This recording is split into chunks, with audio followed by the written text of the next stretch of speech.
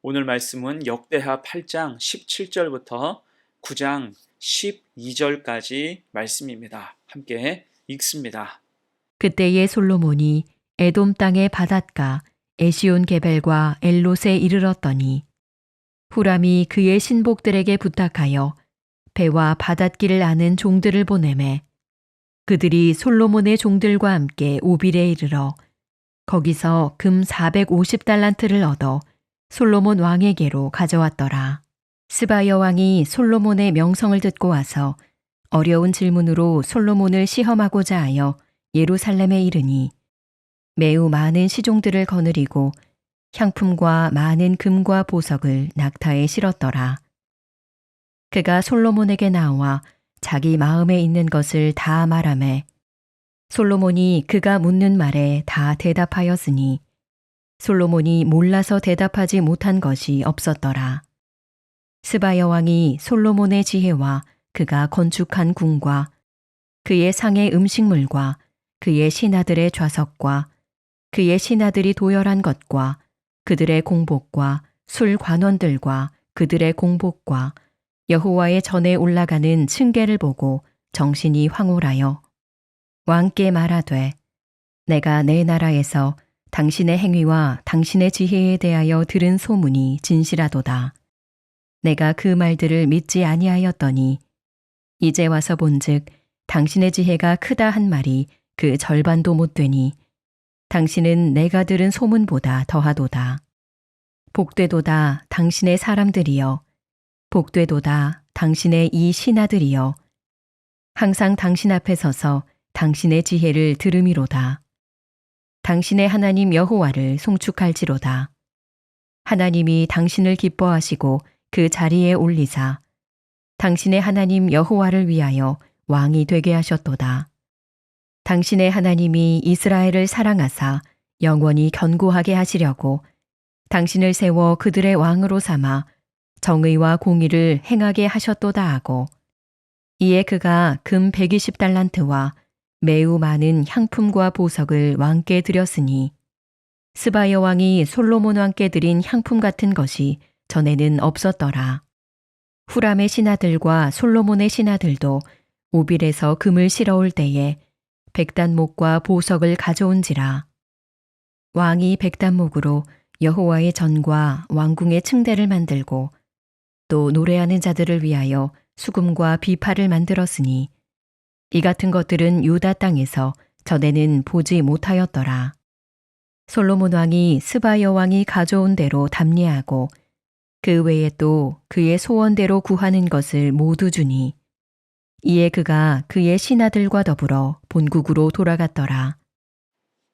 부요함과 넉넉함의 핵심이란 제목으로 말씀 증거합니다. 오늘 본문은 이스라엘 왕조가 건립된 이후 최고의 태평성대를 묘사하고 있습니다. 하나님께서 세우신 언약이 솔로몬 시대에 이미 많이 성취됐죠. 솔로몬은 최고의 지혜와 엄청난 부귀와 명성을 얻게 됐어요. 그러나 이 성취는 솔로몬 자신의 역량으로만 만들어낸 것이 아니었죠. 그것은 하나님의 약속이었고 선물이었습니다. 역대하 1장 12절 말씀이죠. 그러므로 내가 내게 지혜와 지식을 주고 부와 재물과 영광도 주리니 내 전의 왕들도 이런 일이 없었거니와 내 후에도 이런 일이 없으리라 하시니라. 아멘. 본문을 통해서 솔로몬이 얼마나 많은 것을 소유하고 누렸는가를 주목할 것이 아니라 그를 향한 하나님 비전이 무엇이었고 어떻게 이루셨는지를 주목해서 보아야 할 것입니다. 두 가지 교훈으로 생각할 수 있어요. 첫 번째, 부귀와 명예보다 중요한 게 믿음이라는 것입니다. 자, 이제 스바 여왕이 방문하죠. 1절 말씀, 스바 여왕이 솔로몬의 명성을 듣고 와서 어려운 질문으로 솔로몬을 시험하고자 하여 예루살렘에 이르니 매우 많은 시종들을 거느리고 향품과 많은 금과 보석을 낙타에 실었더라. 그가 솔로몬에게 나와 자기 마음에 있는 것을 다 말하매. 자, 여기에서 스바라는 나라는 지금의 사우디아라비아 아래에 있는 예멘 정도 위치로 생각하면 될 거예요. 거기에서 무려 2000km를 지나서 솔로몬에게 나온 것입니다. 그것도 긴 행렬, 수많은 신하와 엄청난 선물을 가지고 왔어요.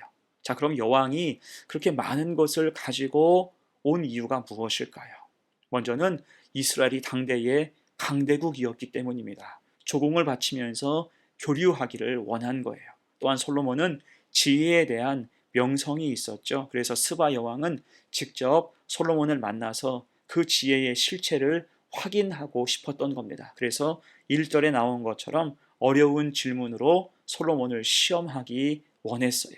이에 솔로몬은 주저함이 없었죠. 2절입니다. 솔로몬이 그가 묻는 말에 다 대답하였으니 솔로몬이 몰라서 대답하지 못한 것이 없었더라. 아멘. 이에 스바 여왕은 솔로몬 왕의 말을 들으며 그 지혜에 감탄합니다. 5절과 6절 왕께 말하되 내가 내 나라에서 당신의 행위와 당신의 지혜에 대하여 들은 소문이 진실하도다. 내가 그 말들을 믿지 아니하였더니 이제 와서 본즉 당신의 지혜가 크다 한 말이 그 절반도 못 되니 당신은 내가 들은 소문보다 더하도다. 어떻습니까? 솔로몬을 직접 보니 들었던 것보다 훨씬 뛰어나다, 대단하다, 그렇게 인정하고 있는 것입니다. 여러분, 하나님의 은혜에 붙잡히면 이런 축복과 은혜가 부어지는 것입니다. 하나님이 높이 세워주시기 때문이죠. 이에 스바 여왕은 8절에서 고백합니다. 당신의 하나님 여호와를 송축할지로다. 하나님이 당신을 기뻐하시고 그 자리에 올리사 당신의 하나님 여호와를 위하여 왕이 되게 하셨도다. 당신의 하나님이 이스라엘을 사랑하사 영원히 견고하게 하시려고 당신을 세워 그들의 왕으로 삼아 정의와 공의를 행하게 하셨도다. 아멘. 지금 한마디로 스바 여왕은 하나님을 찬양하고 있어요. 자, 그런데 저는 오늘 이 장면을 보면서 한 가지 궁금한 점이 생겼습니다. 지금 스바 여왕도 하나님을 극히 찬양하고 있는데 그럼 이 사람은 이후에 어떻게 됐을까? 그가 오늘 이야기했던 대로 믿음의 길, 하나님을 섬기며 믿음의 길을 계속 갔을까? 궁금하지 않습니까? 사실 성경에 이런 사람들 이야기가 꽤 있습니다. 에스더의 남편인 아하수에로 왕이 있고요. 사자굴에 들어갔던 다니엘을 축복한 다리오 왕이 있으며 이스라엘을 해방시켜준 고레스 왕, 이들 모두는 하나님의 은혜를 입었고 한때 하나님을 찬양했던 사람들이에요. 하지만 이후 지속적으로는 하나님을 섬기지 못했습니다. 오늘 스바 여왕도 마찬가지였을 거예요. 자, 그러면 이들은 알면서 직접 체험했고 하나님을 찬송했으면서도 그 믿음을 왜 지키지 못했을까요? 그것은 믿음이 하나님의 선물일지인데 그것을 간수하지 못한 것입니다. 여러분, 믿음은 말처럼 간단치가 않습니다. 믿음의 순간이 다 믿음이 되는 것은 아닌 거예요. 붙잡지 않으면 스쳐갈 수 있습니다. 곧 하나님을 위한 립 서비스가 아니라 진실한 고백이 필요하다 할 수 있는 거예요. 오늘 스바 여왕도 하나님을 향한 립 서비스는 있었지만 진실한 고백이 없었죠. 그럴 때 믿음이 지속되지 못했던 것입니다. 하지만 솔로몬은 어때요? 항상 그는 믿음을 붙잡고 살아갑니다. 하나님을 의지하여 살아가는 거예요. 그럴 때 하나님이 그 믿음을 지키시고 복에 복을 부어주신 줄로 믿습니다. 여러분, 그래서 명예나 부귀보다 중요한 게 무엇입니까? 바로 믿음이에요. 그렇게 신실한 성도로서 믿음의 삶을 살아가기를 간절히 축원합니다. 아멘. 두 번째예요. 본문의 교훈 두 번째, 넉넉함이 있었습니다. 솔로몬은 넉넉했어요.